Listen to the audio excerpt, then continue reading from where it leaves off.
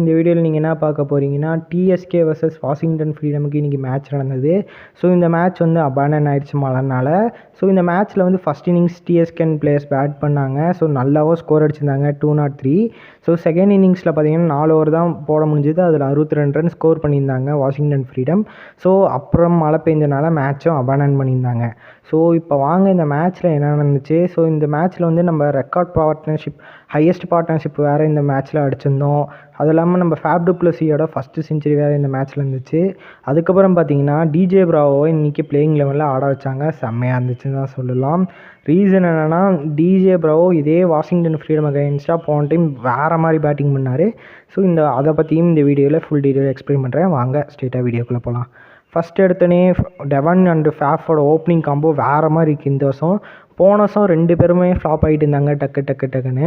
ஆனால் இந்த வருஷம் அது மாதிரி இல்லை, வேறு மாதிரி இருக்குது. ஏன்னா போன மேட்ச்சு டெவான் கன்வே செம்மையாக நாக் ஆடி 50 அடிச்சிருந்தார். ஸோ இந்த மேட்ச் வந்து ஃபேஃபும் ஆடினார், டெவான் கன்வே ஆடினாங்க. 2 பேர் சேர்ந்து 109 ரன் ஹையஸ்ட் பார்ட்னர்ஷிப்பை இந்த டோர்னமெண்ட்டில் ஸ்கோர் பண்ணியிருக்காங்க.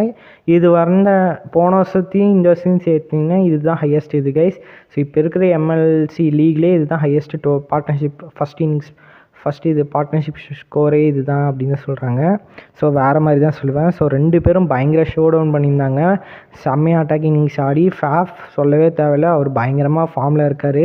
ஸோ அவரும் செம்மையாக ஆடி கொடுத்துட்டு இருந்தார் தான் சொல்லலாம். ஸோ இது வந்து இவங்களோட ஓப்பனிங் இது முடிஞ்சாச்சு. இப்போ அடுத்தது பார்த்திங்கன்னா மேட்ச் அபேண்டன் பண்ணி ஃபேன்ஸுக்கு டிசப்பாயின்மெண்ட்டாக இருந்துச்சு டிஎஸ்கே ஃபேன்ஸுக்கு. ஏன்னா நிறைய பேர் வந்திருந்தாங்க கிரவுண்டில். அதுக்கப்புறம் பார்த்தீங்கன்னா நம்ம சூப்பர் கிங்ஸ்க்கு பர்த்டே. யாருன்னு பார்த்தீங்கன்னா டெவான் கான்வேக்கு இன்றைக்கி பர்த்டே கேஸ். ஸோ செம்மையாக இருந்துச்சு, பேட்டிங்கும் அற்புதமாக ஆடினார். ஸோ அந்தளவுக்கும் நல்லாவும் இருந்துச்சு இன்றைக்கி மேட்சும். ஸோ இந்த மேட்ச் வந்து கேன்சல் பண்ணிட்டாங்க. ஸோ விட்டுருங்க, அடுத்து வர மேட்சஸ் எல்லாமே கம்பல்சரி நம்ம ஜெயிச்சா தான் குவாலிஃபை ஆகிறதுக்கு அதிக சான்சஸ் இருக்கும். ஸோ எப்படியும் இனிமேல் வர மேட்சஸில் நம்ம ஜெயிக்க பார்க்கணும் கைஸ்.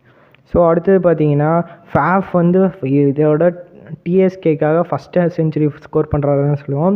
அவர் வந்து சிஎஸ்கேக்கு இது வரைக்கும் ஸ்கோர் பண்ணதில்லை. ஆனால் சவுத் ஆஃப்ரிக்கா இதில் T20 இதில் ஜோபர்க் சூப்பர் கிங்ஸில் ஸ்கோர் பண்ணியிருக்காரு. இப்போ வந்து டிஎஸ்கேக்கு ஸ்கோர் பண்ணியிருக்காரு.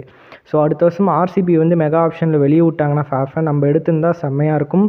ஸோ யோசிச்சு பாருங்கள், ஃபேஃப் திருப்பி பேக் டு சென்னை வர வாய்ப்புகளும் இருக்கும்.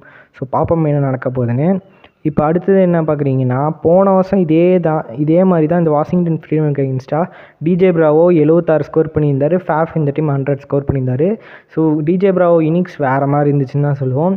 ஸோ 2 பேர் இன்னிங்ஸும் நல்லா ஆடி ஜெயிக்கவும் வச்சுருந்தாங்க தான் சொல்லலாம். ஸோ அவ்வளோதான் கைஸ். இந்த வீடியோ பிடிச்சிருந்தாங்க ஃப்ரெண்ட்ஸ் அண்ட் ஃபேமிலிக்கு ஷேர் பண்ணுங்கள். ஸோ மிச்சோடியல் தான். Bye guys.